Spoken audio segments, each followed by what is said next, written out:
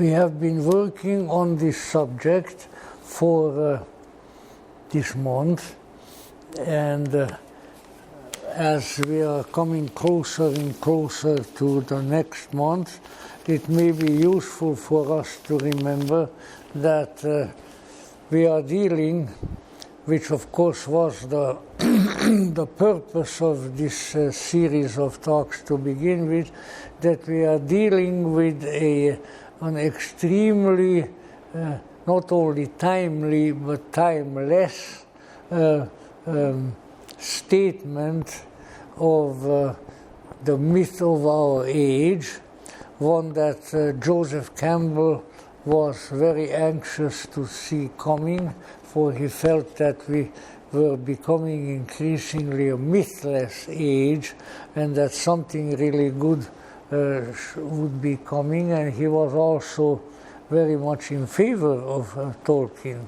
So I think that the recommendations are quite considerable, and that therefore periodically we should, from various mythological and spiritual angles, take a look at the work and try to bring the attention of the public back to it. For I think that by paying attention to this work, and certainly to its message, we could immeasurably enhance the mythic energy of our age and allow it to be brought into a higher and better and more salutary avenue. Now, that being the case, and we having been discussed quite a bit about the Lord of the Rings the last few times, I don't intend to repeat myself, except for saying that it's very important to remember that, as Joseph Campbell was wont to say, myth is truer than history. The reason being that history is, well, it's a story. It's his story, he being, in this case, the human being, and it may not fulfill the inspirational and transformational work that mythological themes should evoke, and therefore it is useful to bring it back at various times and try to look at it and explicate it from an ever newer mythic angle. Now, what we may wish to reiterate, however, because it's very, very important, is the fact that myth is truer than history, as I mentioned before. And that being the case, myth is also in many ways more important than history. Now, I am now doing injustice to myself, because all my life there were two subjects that preoccupied me exceedingly, and they were religion and history. So now here I am, I'm dancing away for the one on history. But here the case may be that in myth we have the, and I'll just mention this one really, in myth we have the documentation of unusual, transcendental, and yet extremely helpful experiences. When people, whether in large groups or smaller groups, or those things don't really matter, have unusual experiences, and when they want to communicate them to others, either in their own time or to subsequent generations, they write a myth, which is incidentally still a custom in many, especially Middle Eastern countries, wherein when you come to ask some Sufi sage, or maybe a not so sophisticated sage, I don't know, about some important transcendental ideas, the chances are that he will reply to you by saying, well, mister, let me tell you a story.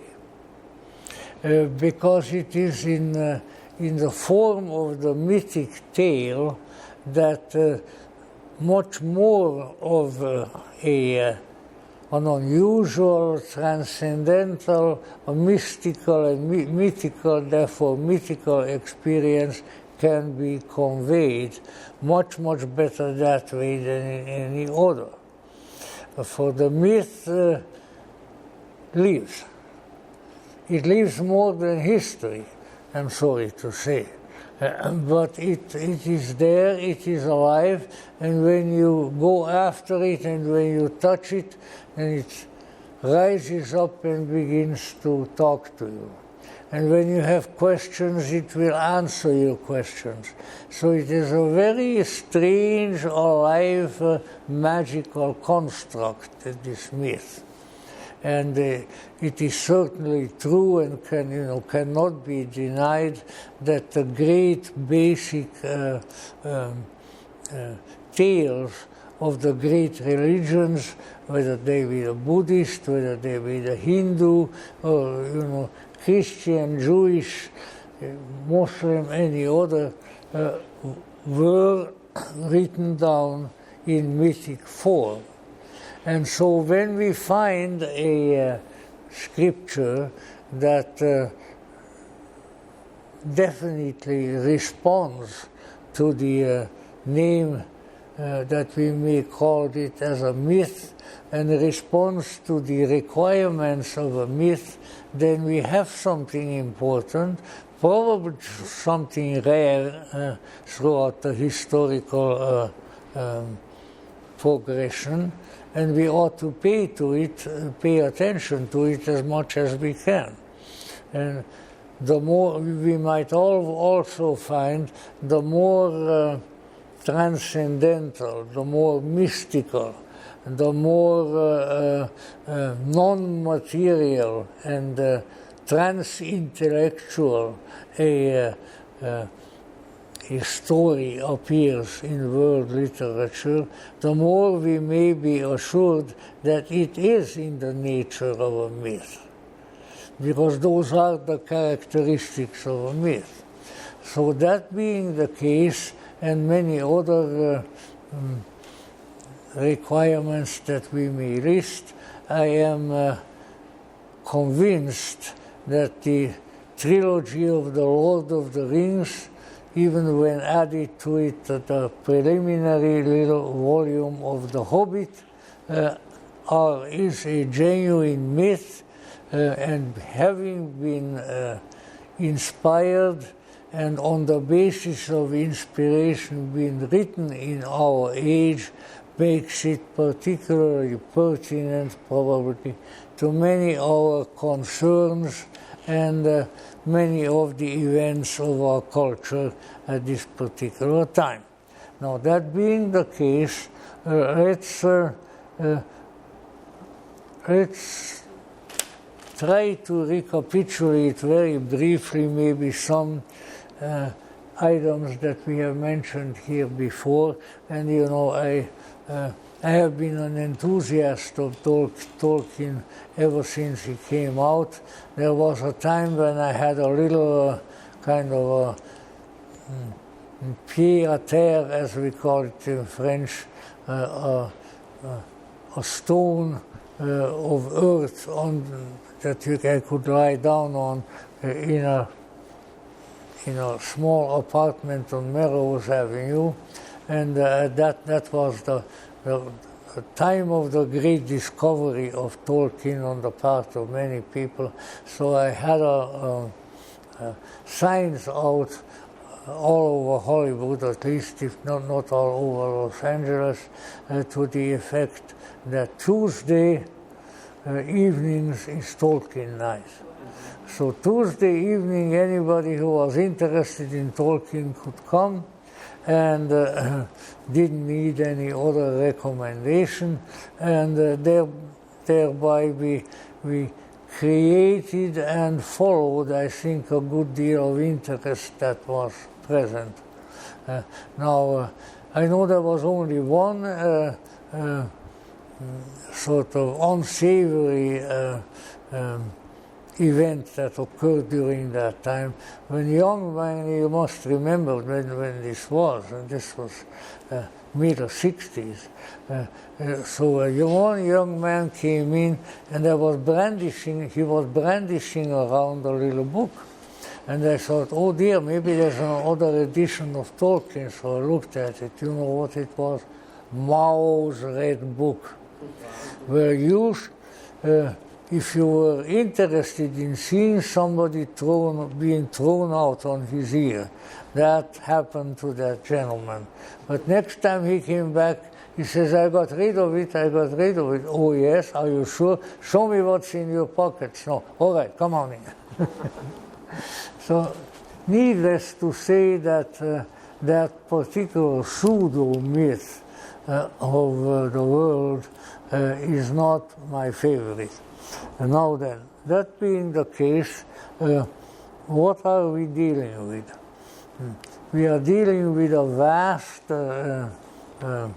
tale within which a particular issue plays a very, very overwhelmingly large note.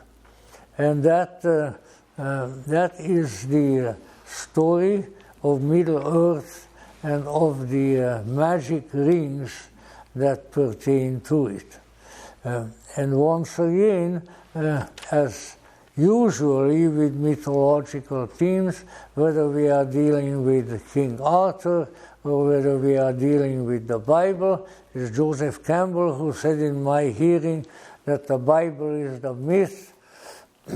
And he said that, in fact, at the University of Dallas, which is a Catholic university that has been founded and is managed by teachers of mine from Hungary, by the Hungarian Cistercian fathers. I think our Abbot Wiesinger Abbot Wiesinger was an Austrian. Anyway, our Abbot himself passed away in Dallas. It's a very, very fine monastic order and great teachers. But let's say, in any event, whichever way we look at it, this is a very important matter. And in fact, my condemned theology professor in Budapest, Professor Zemplén, who previously taught for years at the Gregorian University in Rome, was one to say that every valid religious scripture has several aspects, has several ways in which it should be read and studied, and that one of these is mythological. So real scholars have recognized this for a long time, and probably, the dumb bunnies of academy or anywhere else will never recognize it. But it is an important issue that unless a workable, insight-producing, transformation-facilitating content is in a scripture, it will not possess a mythological aspect, and its value will be much diminished from an other and deeper kind of interpretation. So that is why one must have sort of a third eye, if we want to use that, taken from Hindu practices. One must have a third eye in order to look into the story, and then you will recognize what others may not. So a story is a story, but a story can be much more than a mere story. The story can reveal your story. And that's a strange statement, and some people don't take to it very much, but then some people don't take to anything, at least not anything worthwhile. So what this means in this case, that we have as individuals, and that's particularly important to emphasize at this time, I think, we as individuals have our own story, but most of us have not discovered it yet, or we discovered little portions of it. We now and then got a glimpse and said, oh, geez, that's interesting, and maybe that pertains to me. But then you can find out how it pertains to you, and then you forget all about it. But this sort of thing is, I think, of considerable importance. And so what we have here is a colossal epic tale of a to us unknown world, and it's even many allusions in the Lord of the Rings, although to be found in other books like the Silmarillion, of the history of this imaginary world within which the Lord of the Rings takes place. But that being the case,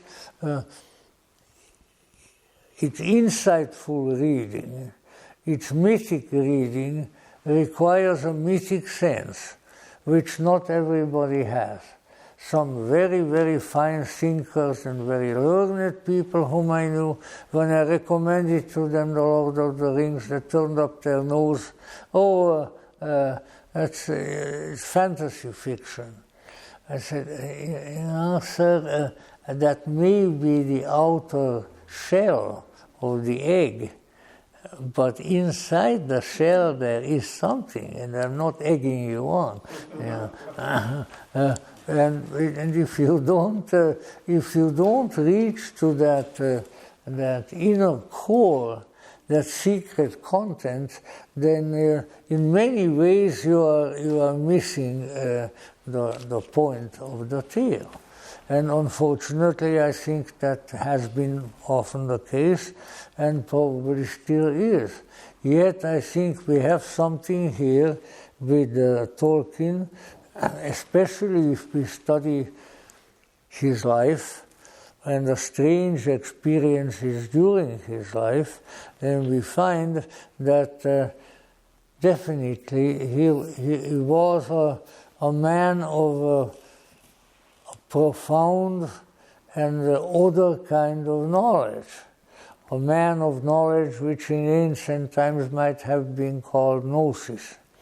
And that, I think, is of very great importance, because we find very few people of such knowledge and the disclosure of such knowledge nowadays. Now, with that bombastic introduction, let us look then, this is really a difficult task I set to myself here, or that anyone sets himself who is speaking about the Tolkienian opus, because on the one hand, you're under some obligation to tell your audience, or your people who are around, the story that you're talking about. On the other hand, you have to convey a very subtle mythic meaning, which, if you try to do all that, then let's say a class on Tolkien that you are going to hold somewhere will last probably 2.5 years. Several times a day, because that is such a difficult task, and therefore one has to sort of play with this in a lighter vein by pointing out that look, this is a particular facet of the story, but this facet in turn might mean, in a deeper sense, in a mythological sense, such and such. And so if you want to, then keep both of these meanings alive, but definitely don't forget the mythic meaning, because that is the one that is truly important in the sense of doing something of a transformative, of an elevating, of a more profound making nature inside of you. Yes, let's say, to illustrate that just for a few minutes, we all probably, or most of us, have been subject to a certain amount of mythological instruction of sorts when we were children. I was a bilingual child, and so much of the literary material that was conveyed to me by my parents was conveyed to me in German. And I still value the German language greatly. The language of Goethe and of Schiller and of Heine and so forth is a marvel in itself, just amazing. But let's say in this German literature,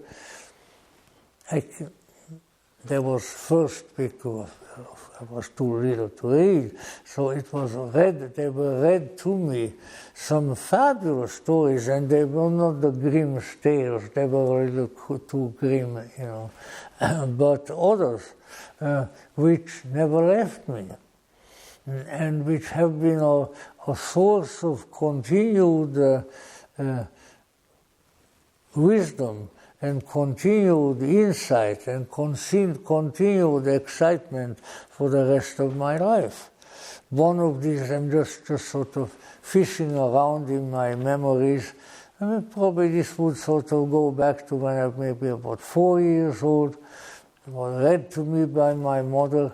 There was a tale, a northern German tale of the lost city of Vineta, which is a North Sea version of Atlantis.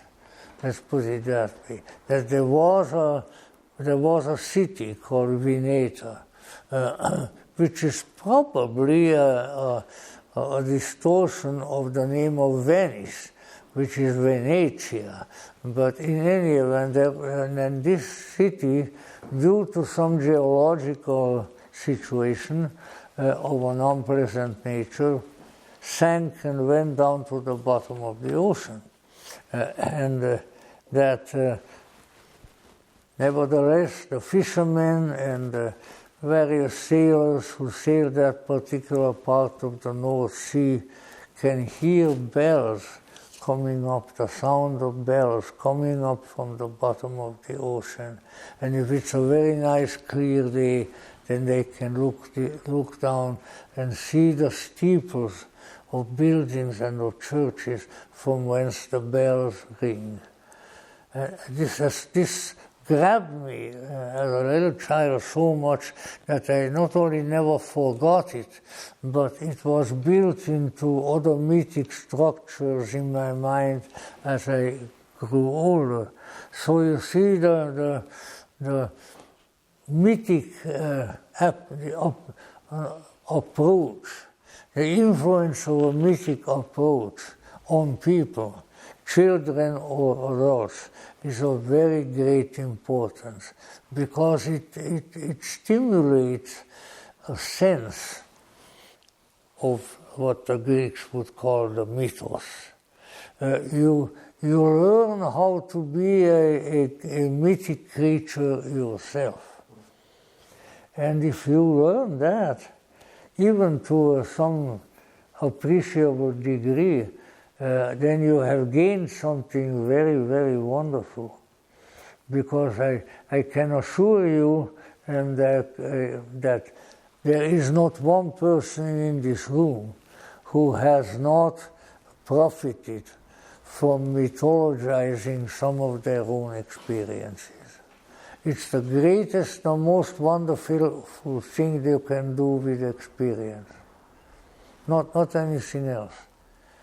Not running to a computer and bang, bang, bang, trying to find something there that isn't there. That is in a machine, but it is not there. But to awaken you to something that is here, you see, very different. And which, because somehow this machine, if you want to call it that, this creature, depending on the circumstances of your life and your health and so forth, this one you are going to carry with you. You're going to carry it with you for many years, and eventually it will go with you to other mysterious realms which are even more mythological than what you have experienced here, and which will take you to the great and abiding and perennial mythology, which is the mythology of eternal life. So these things are of considerable importance. Anyway, what we have here, and that's undoubtedly not a bad way of going about creating a myth, what we have here is the story of an other world. And we spoke about this here on several Fridays before, so I'm not going to go a great deal. But the interesting thing is that the explication of the creation and the activities of this other world is present in the book and is of tremendously insight-producing nature. So it is, maybe I am prejudiced in that regard, prejudiced in a positive way. It is a very Gnostic story of a very Gnostic process, because it begins in the eternal, it begins in the invisible, it begins in the trans-heaven realm of being. And then everything that develops after that comes from there. And this in itself sort of indicates that what we are studying or enjoying, especially in terms of poetic and mythic and literary material, comes from a deeper place. It doesn't come out of this, what should we call it? What did we just, by now we should still have a Halloween pumpkin here, but it doesn't come from this pumpkin. It comes from something that, when it's lucky, can work through the pumpkin, but it doesn't originate in the pumpkin. So now we had a lesson in pumpkinology. In any event, whatever the case may be, so there is a sort of, I'm using Jungian terms and so, because it's the only ones that we really have for this purpose, but let us say there is a projection, and in the projection an enlargement, a magnification of great interior mythic themes, of great trans-cosmic beings, some of whom we mentioned last time, like Elbereth, the great lady, who is sort of really the fountain of all Madonnas in the Tolkienian transcendental realm, and many others. And as we look at these, then we see that even as they are projections, let's say, of our own imagination, so in turn what we find in the greater world is that which comes down and stimulates our imagination. So an interaction occurs between what is here and what is somewhere else. And yet that somewhere else is not nowhere. It is only nowhere in the sense that it does not have a physical being at the present time, but it has existence and aspects of being and of activity that are far greater than that. Now, all right, that being the case, then, so we have which we sometimes do in great mythic tales, including the Old Testament and so forth. We have an indication and an explanation of how the contemporary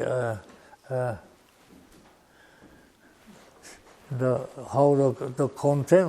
contemporary thoughts and feelings and activities and the mythic themes which we try to live out in this world, how they are coming to us from an incredible transcendental vastness. They are not coming to us from John Ronald Reuel Tolkien's head. They may have come to us through Tolkien's head. And I have a friend, by the way, who maybe not before I leave this world I can drag over here and have him give us some of his insights on this, who has studied the life of Tolkien in a very profound manner, and has come to the only thing I can say about it in a brief fashion, that Tolkien was a genuine visionary. When he came back from the Battle of the Marne in World War I and was wounded and in a pretty bad state, he was beginning to hear voices, he was beginning to see visions, and he learned an entire language. He was a linguist. He was teaching languages in Oxford. Not everybody gets to do that. That in which was contained a whole cosmology, a whole vast history, and which in turn gave him the inspiration to write The Lord of the Rings, and also a good deal of other mythic poetry and things of that sort. So let us say there was definitely something that C.G. Jung would refer to probably as something coming from that mysterious transcendental function that is within us. Not just a function of sensation, not just a function of anything of that sort, of thinking, of feeling, of intuition, but something that transcends it all. And in that transcendence, there is a great deal of wonderful and valuable, not just food for thought, but food for the spirit. And therefore, whenever we encounter something of that sort, and you don't have to be a Tolkien to do that, a number of times you may be thinking about something, maybe reading a particular book and so forth, and all of a sudden something hits you. Oh yes, yes, yes, yes. This is true. How do I know it's true? Well, I know it's true. And somebody who wrote this has discovered it, just like I have. And therefore, since several of us have discovered it, it must have a more universal presence than we have assumed, at least to some extent and degree. So this is so definitely, let's say, to those of us who are interested in the transcendental, who are interested in, let's say, the Red Book of C.G. Jung, the Prophet, and others, to us this kind of thing is very important. If you want to take a religious, spiritual view of it, you can say that from a greater world, as is in one of a poet's writing that I don't have in my head, from a greater world, shadows fall upon time. That's how it starts. And as I look at these shadows, then the soul, a ladder may climb. I'm sort of repeating the poem now. And then it says, I climb by the endless stairs to a shadow greater than time. It is one of the poets of the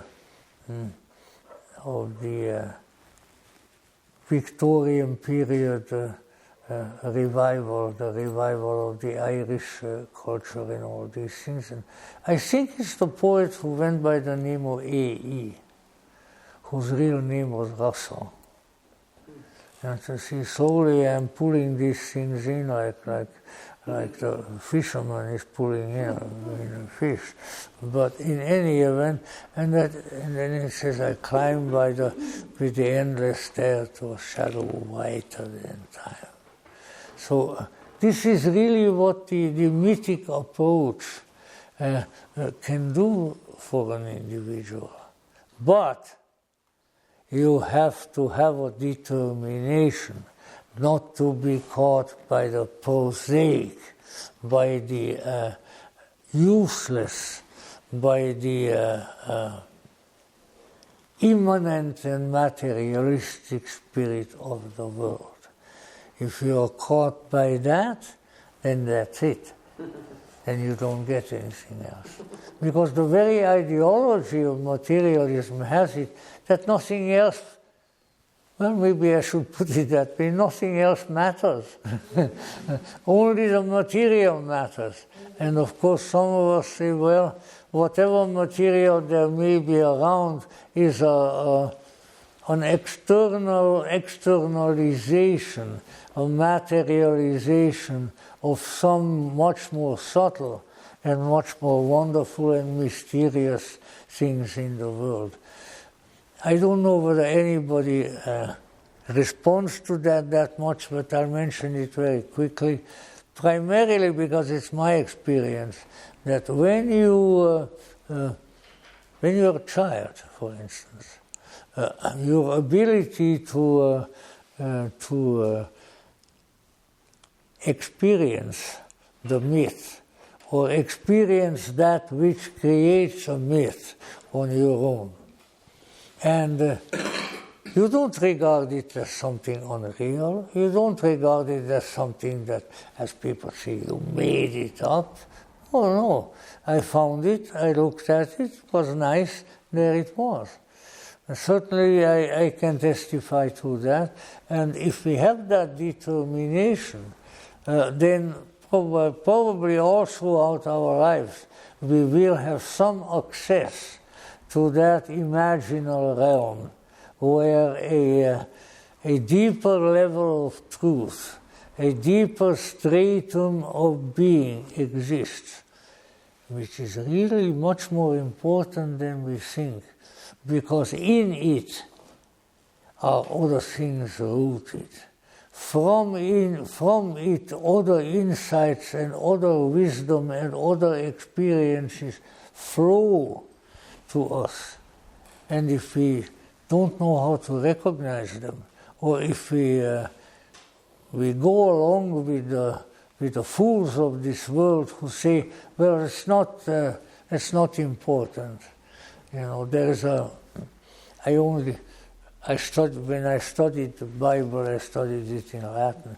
So there is an Old Testament quotation which we studied in Latin, which says, let's see, how does it go? You know, you have to deal not with everything else, but also with a geriatric memory. But let's say if my geriatric memory allows me to see it, it says that, let's see, Dixit incipiens in corde suo non est Deus. The fool saith in his heart, there is no God. Mm-hmm.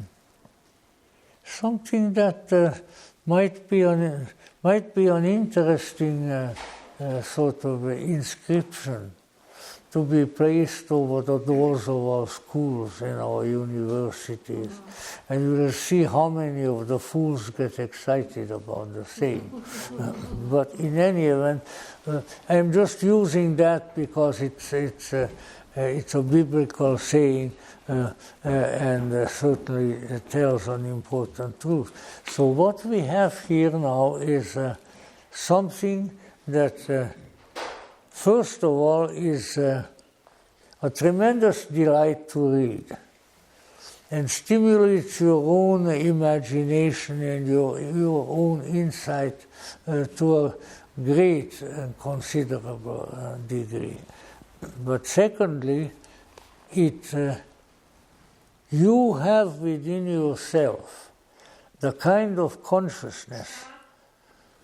Wow! What's happening? A voice from God. I hope not. Well, anyway, don't worry about it, whatever it is shall reveal itself to us. So, but then you have within yourself a myth-making faculty. It's been within you already. And sometimes external circumstances, as possibly Tolkien's wartime experiences, his experience in a hospital, and various ways in which his visionary and auditory capacities were stimulated, then these come forth. So it's not even so much that there's something out there, but rather that there is something that comes to you that stimulates what's in here, and that comes forth. And sometimes it can go for quite a long time and will leave even at an unconscious level, to use our psychological nomenclature, even at an unconscious level, will make a tremendous impression on the psyche, on you, so that you'll never forget it. Once again, I'm going to stay away from personal disclosures, but let's put it this way: I think that I know what I'm talking about.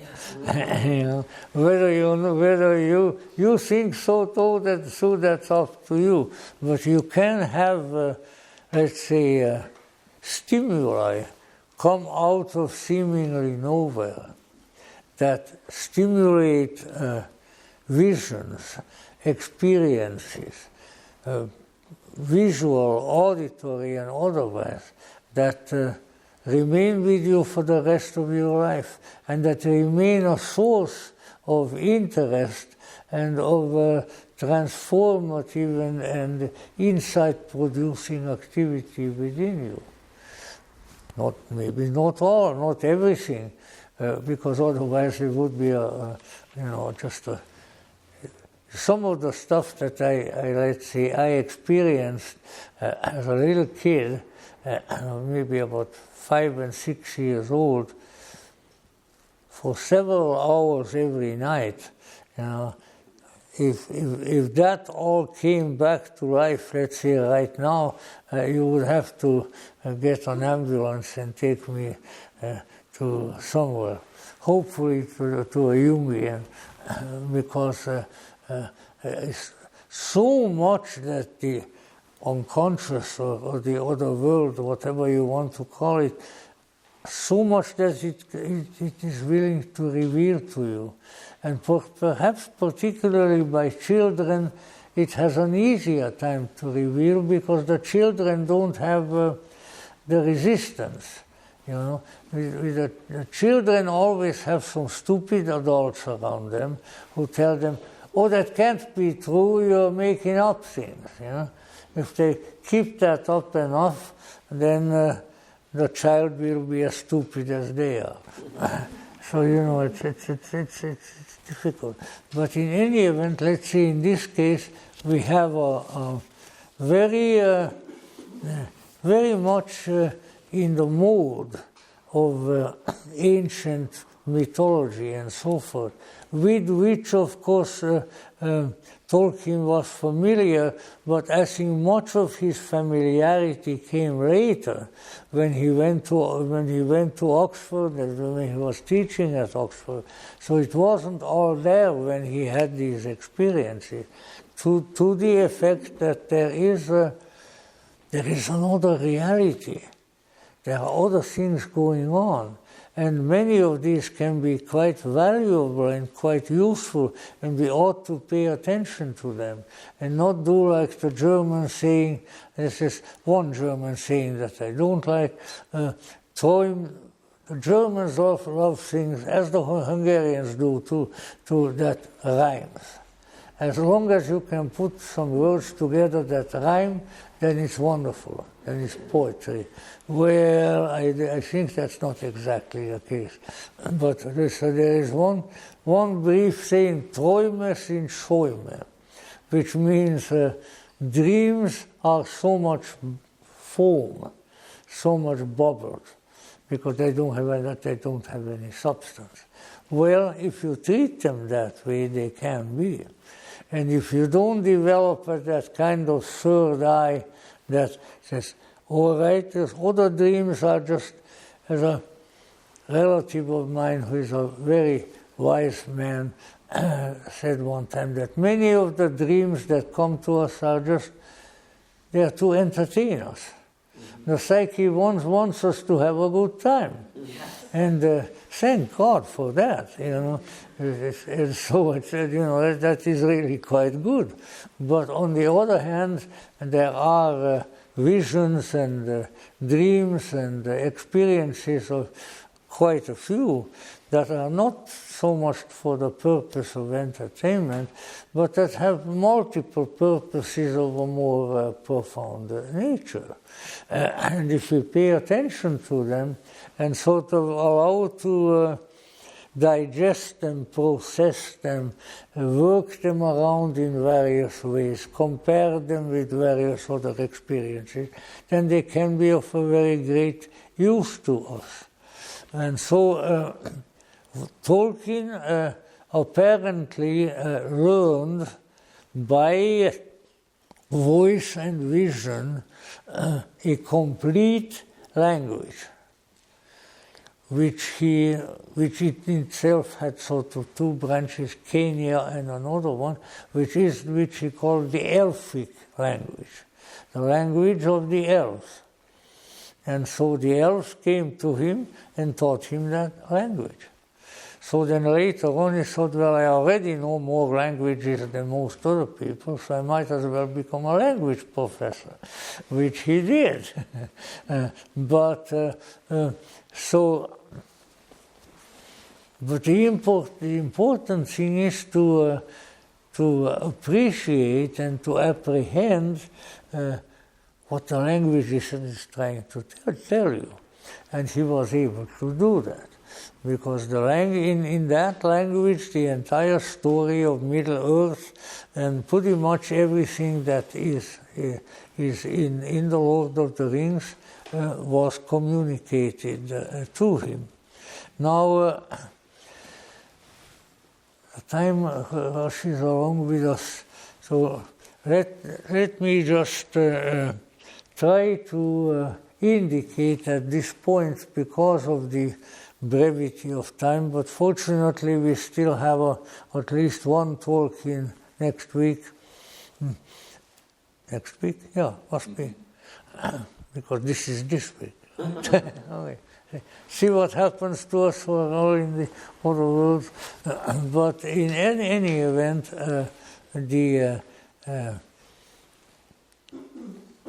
the communication having been that in this alternative world, I never called this alternative universe, but in this alternative world which he communicated with and which ultimately becomes comes by the name of Middle Earth, we have certain elements of discovery, of a didactic nature that might teach us something that we otherwise probably do not have. And among them is the fact that this mysterious non-physical world, which however has many physical-like objects, it has forests, it has buildings, it has rivers, it has lakes, and so forth, that it is a source of insight and of knowledge that can be of great benefit to us. And but the whole the underlying monomyth which is there, and which is certainly more than information or entertainment, has to do with some very sinister and dangerous developments that this world is subject to. We talked about it a little bit in one of the earlier Tolkien talks. Excuse me. But the issue is that from the invisible realm, from the transcendental realm even, I'm always concerned that my aged voice, which has had so much exercise lecturing the world over, is giving out on me. Come on, voice. And what we are dealing with here, that Tolkien is acting on the assumption, which is the assumption he was a very devout Catholic, Tolkien. His son became a Jesuit priest. In fact, my friend's a professor in Mrs. Elwood, who wrote this book, and Robert Elwood, who wrote more books than you can count, that they happened by the decree of fate. They happened to be in England when Professor Tolkien died. And they went to Oxford for his requiem. It was one of the greatest experiences in the Oxford chapel, with all the Oxford dons in their scarlet robes, with their ermines and so forth. And his son, the Jesuit father, not the one who became then the interpretive author, that was Christopher, but I can't think of the Jesuit father's name. The Jesuit father was saying the Requiem Mass, and said it was just fabulous. And of course they are both academicians, so an assembly of academicians on the demise of another great academician was certainly something very great and valuable to them. Let's just look at right now on the very, very broad field of the Lord of the Rings story and see its mythic aspects. There is a poem which is on the first page of all three of the volumes of the Lord of the Rings. It didn't get into many of the hobbits, unfortunately, which I quoted it from my geriatric memory, so it's maybe not exact. 3 rings for the elven kings under the sky, 7 for the dwarf lords in their halls of stone, 9 for mortal men bound to die. 1 ring to search them all, 1 ring to find them, 1 ring to bring them in, and in the darkness bind them, in the land of Mordor where the shadows lie. Now, very, very quickly, what this means that there is some sort of a mysterious power that ages ago by the elfin smiths of Eregion had been put into a set of rings. And the various races of humanity, as they are called them there, all have received a portion of it. So that the elves received 3, the dwarves received 7, and 9 went to the human race. But there is 1 ring to search for them, and 1 ring to find them, 1 ring to bring them in, and in the darkness bind them, in the land of Mordor where the shadows lie. So, quite a nice little symbol. The rings are powers. And if you look into some learned book of symbolism, you will often find that where you find rings and circular mandalas and things of that sort, they always symbolize energy. They symbolize power. Why? Well, just on the very face of it is because if you have something round and it contains some energy, it hasn't got anywhere to go. It just goes around, there it is. So very often these symbolism are very simple and still quite useful. And so what you have here, that some mysterious magical rings of power have been distributed among the various inhabitants of Middle-earth. But behind it all there is a danger. And the danger is that there is and we spoke of Sauron the Great when we were talking about the evil in Middle-earth, that there is a way in which this mysterious goings on with the rings can be turned to a disaster. And that disaster is that if the rings come under the dominion of an evil power, and that evil power is Sauron the Great. There too, following no doubt somewhat these statements of St. Paul the Apostle, you find the implicit statement that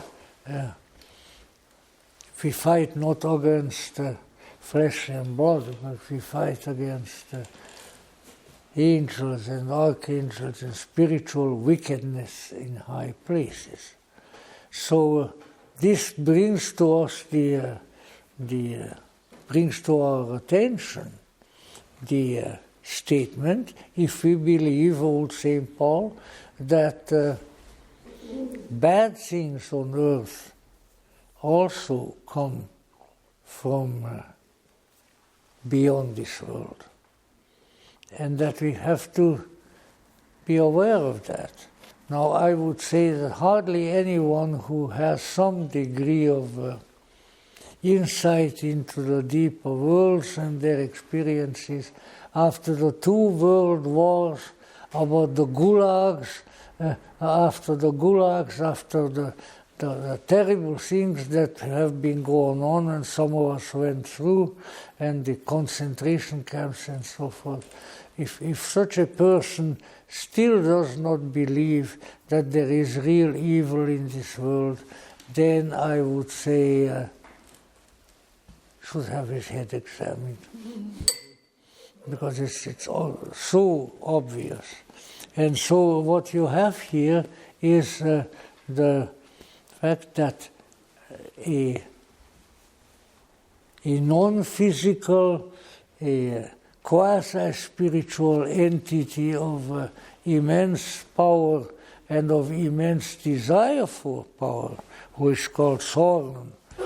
We mentioned some things about the story of Saruman's mythology, which actually is a little bit like, if you go way back, which is a little bit like the myth of the fall of Satan, but we don't need to be concerned with that now. And so what we have is there are some very important magical objects, all of which are probably extremely powerful because they are whole. You see, even in the kingdom of evil, the whole thing is powerful. What is not whole is not powerful. For which reason, hopefully not in an evil way, but in a good way, it might be a good idea for us to strive as much as we can under our circumstances for that kind of a development of interior power. So in any event, what we have here, certain magical objects of power, when they were given out to the various inhabitants of Middle-earth. But what we need to pay attention to this evening, especially as the time moves along with us, is that our world, our Middle Earth, and our country for that matter, and other countries are subject to subjugation and corruption by unsavory and evil powers. It's always true. We ourselves are. The demonic, and now don't accuse me of creating some kind of a diabology here. The demonic is with us, but that doesn't mean it has to have hold of us. If we are aware of it, if we are aware of the shadow in its various manifestations, then it can be handled. That which is unconscious will get you.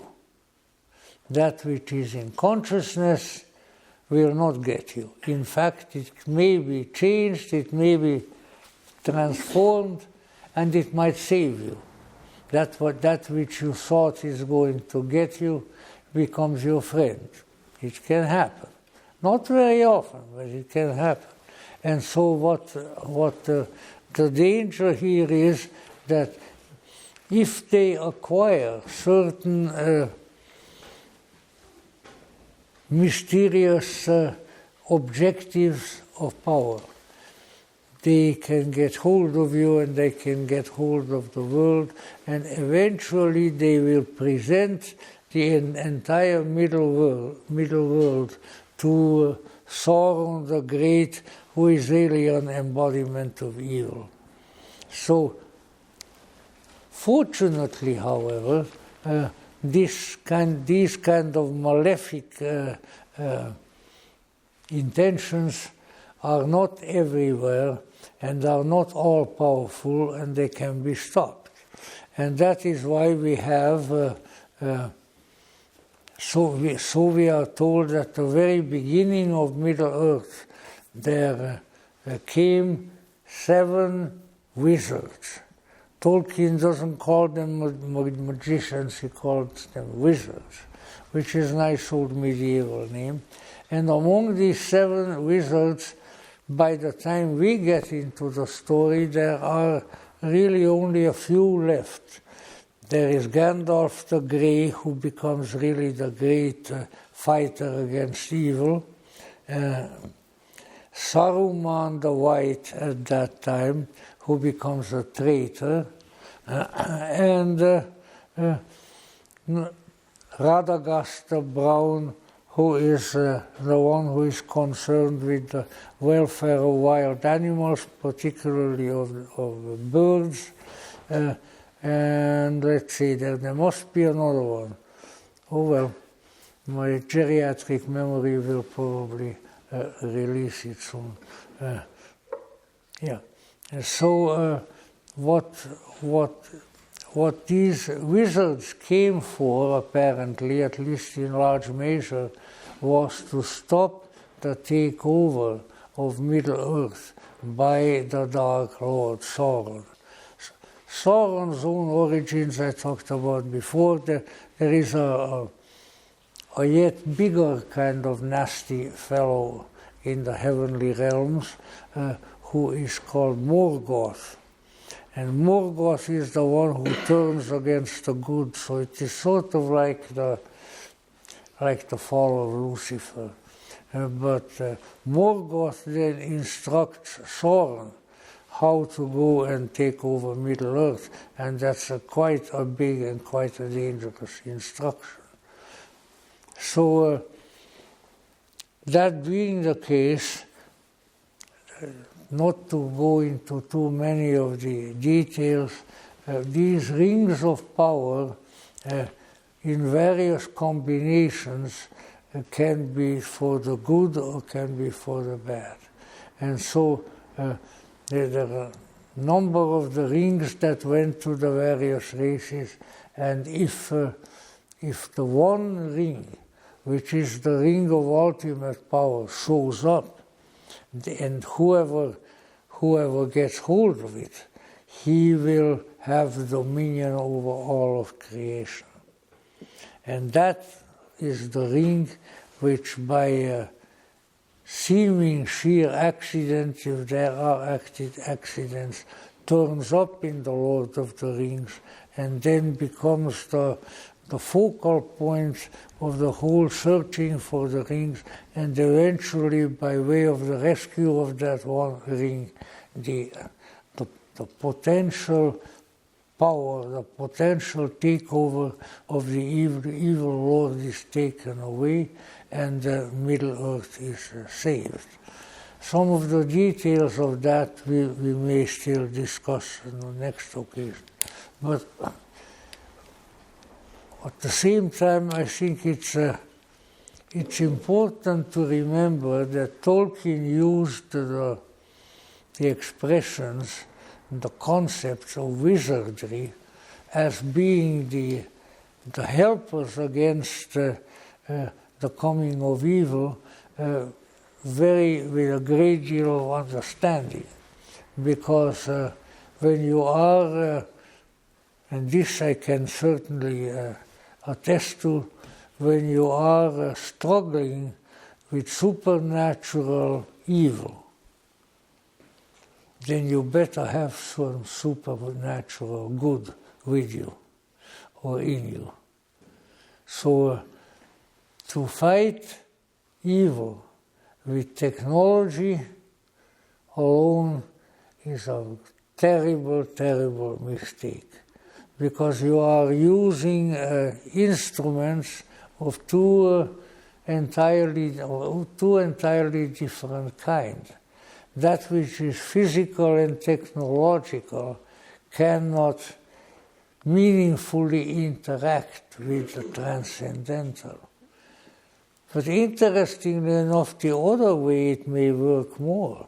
And so that is why we have to always watch out for the so-called spiritual, for the transcendental, and within it also of the demonic, because it can have influence on everything.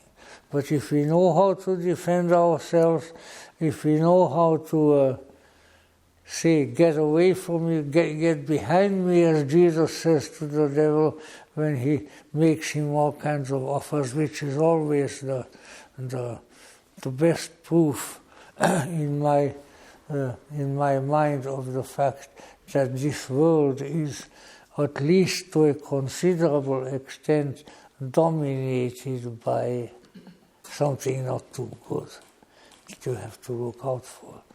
Because the Old Testament devil comes up to Jesus and he points from a mountain, and he points out, he says, look at all of this down here. See all of these lands and all these mountains and so forth. All of this I will give you if you bow down and worship me. And Jesus looks at him and said, oh, get thee behind me. Get the hell out of my face, will you? In other words, the presumption. Nevertheless, there is another interesting element. There is the Gnostic element that the physical world is, to some extent and degree, depending on your vision, depending on your allegiances and activities, the physical world has a dominance by that which is not good. Now I know that people worship the physical world, and if they do, I wish that they would worship something else, because it's not worth that. It is a field of activity. It is a battlefield. The important issue is who is fighting on the battlefield. And the more important one is who is going to win on the battlefield. But don't worship the battlefield, which is just a field. You know? So in any event, there is the awareness here that if the great ring, the ring of great power is taken eventually to the right people, when Gandalf, the wizard and his associates come associated with it, then it is not going to serve for the subjugation of the world by the darkness, by the shadow, but it can change into something good. So that, I think, should convince you that we Gnostics and Tolkienites and Jungites, no, it's Jungians, I guess, not Jungites, yeah, are not bad people, that we also want the good, you see. Yes. So that being the case, then, this is the essential task which is present in the Lord of the Rings, and which is the one that needs to be fulfilled. So as somebody pointed out, the entire 3 books of the Lord of the Rings are one great big struggle. They are the struggle against the bad and for the good.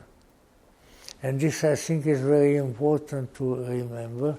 And in this good fight, Gandalf, who was Gandalf the Grey, but who became Gandalf the White when he was transformed, is is the principal planner, and you might say he's the principal general.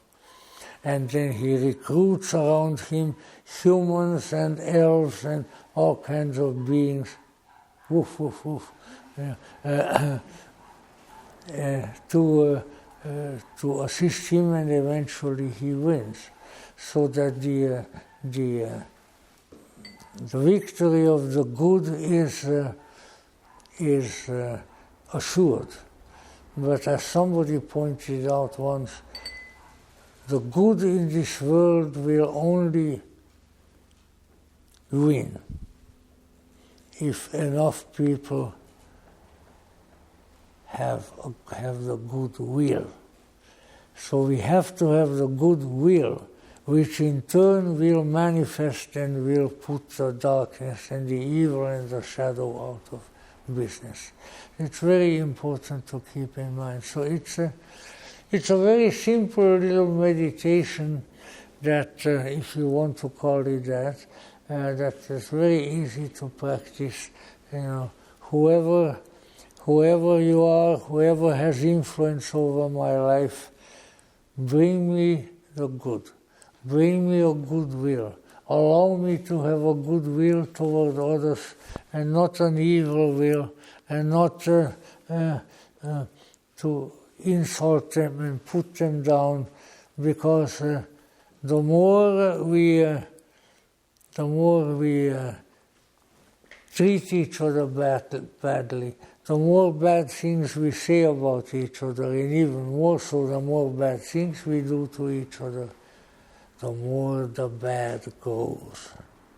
Evil is not that anxious about who you are going to inflict evil, as long as you are there and you do it.